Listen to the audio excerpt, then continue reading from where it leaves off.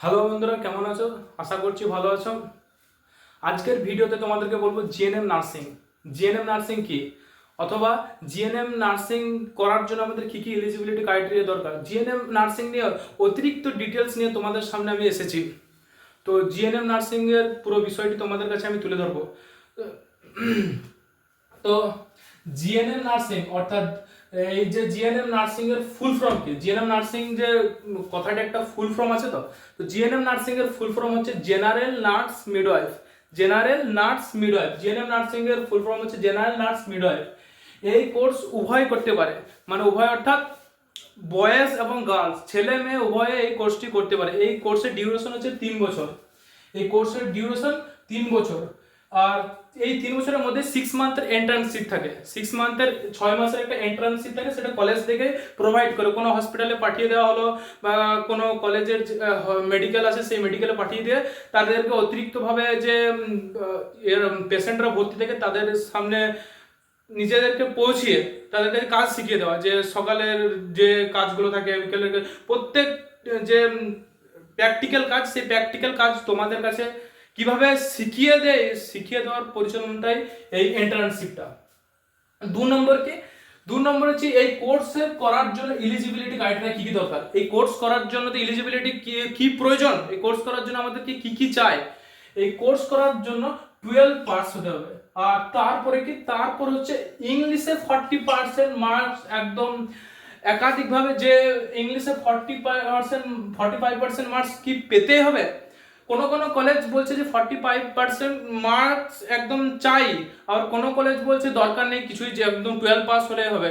কোনো যে কোনো তারপরে আবার কি, সায়েন্স সায়েন্স আর্টস আর কমার্স, এই 3টে স্ট্রিমের স্টুডেন্ট এই কোর্সটা করতে পারে, ঠিক আছে। তারপর কি, কোর্স ফিস। এই কোর্সটি করার জন্য আমাদের কত টাকা কলেজকে প্রোভাইড করতে হবে বা কত টাকা কলেজকে আমাদেরকে দিতে হবে।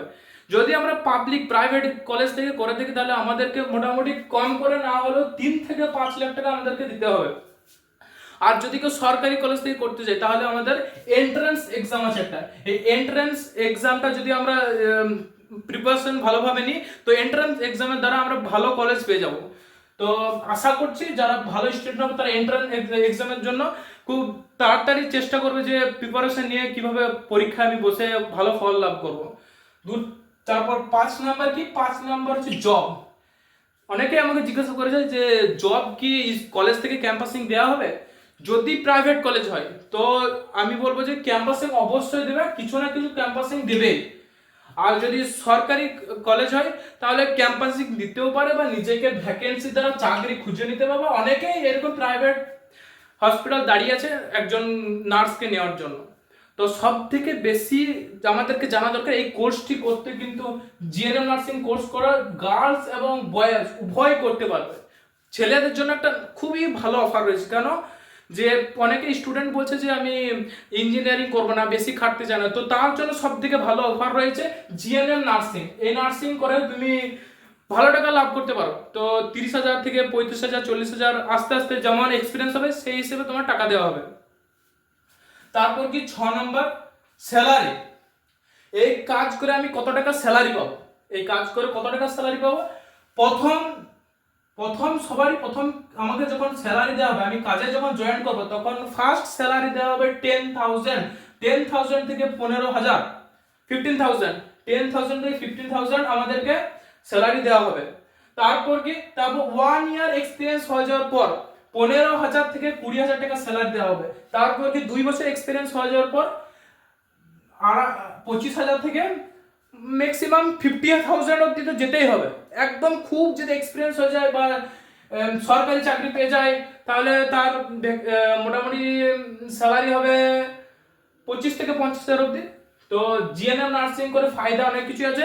আমি ছেলেদের ক্ষেত্রে বলবো যে জিএনএম নার্সিং অবশ্যই করো। জিএনএম নার্সিং করে অনেক কিছু, তুমি জিএনএম নার্সিং করে হায়ার স্টাডি করতে পারো। Higher study BSc nursing, BSc nursing, তুমি বিএসসি নার্সিং করতে পারো। তারপর কি রয়েছে, বিএসসি নার্সিং করার পর তুমি এমবিবিএস করতে পারো। সব কিছুই অফার রয়েছে তোমার জন্য। ডাক্তার হতে পারো তুমি, তো তাতে সব থেকে সুবিধা আমি বলবো, কেউ যদি 12 পাস করার পর জিএনএম নার্সিং নেয়, এই নার্সিং করার জন্য কোনো কিছু মানে যে সায়েন্সের স্ট্রিমের স্টুডেন্ট হতে হবে তার দরকার নেই, শুধু দরকার হচ্ছে ইংলিশে 45% মার্কস আর 12 পাস। তো আশা করতে ইংলিশ কেন দরকার, কেন সব কিছু ডক্টরদের, আমাদের ডক্টর বা ডক্টরের লাইনে যে কিছু যা কিছু জিনিস আছে ইংলিশে আমাদের অভিজ্ঞতা বেশি দরকার, তো সেই জন্য ইংলিশ মাস্ট।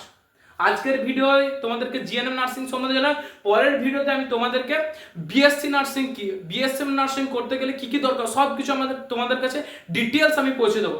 আজকের ভিডিও এতটা অবধি। ভিডিওটি যদি ভালো লাগে তাহলে একটা সাবস্ক্রাইব করে দেবে এবং পাশে থাকা বেল বাটনটা অবশ্যই ক্লিক করে, যাতে সবার আগে আমার ভিডিও তোমার কাছে পৌঁছে যায়।